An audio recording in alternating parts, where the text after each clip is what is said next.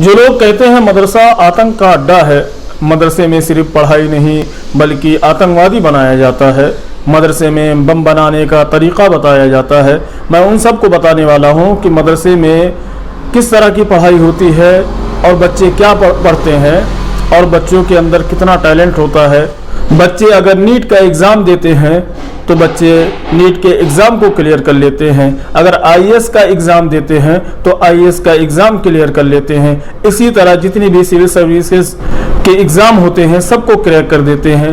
के भीतर दाखिल हो रही थी, मैंने देखा कि मदरसे में मस्जिद है, मदरसे में हॉस्टल है, मदरसे में क्लासरूम्स है जिनके नाम उर्दू में लिखे थे। मैंने देखा मदरसे में प्रधानाचार्य यानी प्रिंसिपल का कक्ष है, वहां एक कंप्यूटर है जिस पर एक व्यक्ति काम कर रहा था। मदरसे में मैदान भी था, मैंने मदरसे में कैंटीन भी देखी, लेकिन मुझे तलाश थी आतंक के अड्डे की। मदरसे में कहीं वो आतंक का अड्डा दिखाई ही नहीं दे रहा था जो अक्सर न्यूज चैनलों पर दिखाई देता है। मदरसे की किसी मौलाना की दाढ़ी में मुझे आतंकी नहीं दिखाई दे रहा था। मैंने देखा कि टीचर्स जिनको बच्चे उस्ताद या दूसरे नामों से बुलाते हैं, उनमें प्रिंसिपल के सामने खुद को अच्छा शिक्षक दिखाने की होड़ चल रही थी, खुद को बेस्ट क्लास टीचर दिखाने की कोशिशें चल रही थी। मैंने देखा कहीं उर्दू की क्लास चल रही थी, कहीं हिंदी की क्लास चल रही थी, कहीं अरबी पढ़ाई जा रही थी, कहीं विज्ञान पढ़ाया जा रहा था, कहीं अंग्रेजी पढ़ाई जा रही थी। मैंने बच्चों की आंखों में डॉक्टर बनने का सपना देखा। और आप क्या बनोगे? डॉक्टर बनोगे।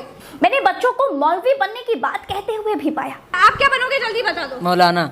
कोई बच्चा कहता है मैं डॉक्टर बनूंगा, कोई बच्चा कहता है कि जी मैं तो मौलवी बनूंगा, कोई कहता है कि मैं इंजीनियर बनूंगा, कोई बोला मैं साइंटिस्ट बनूंगा।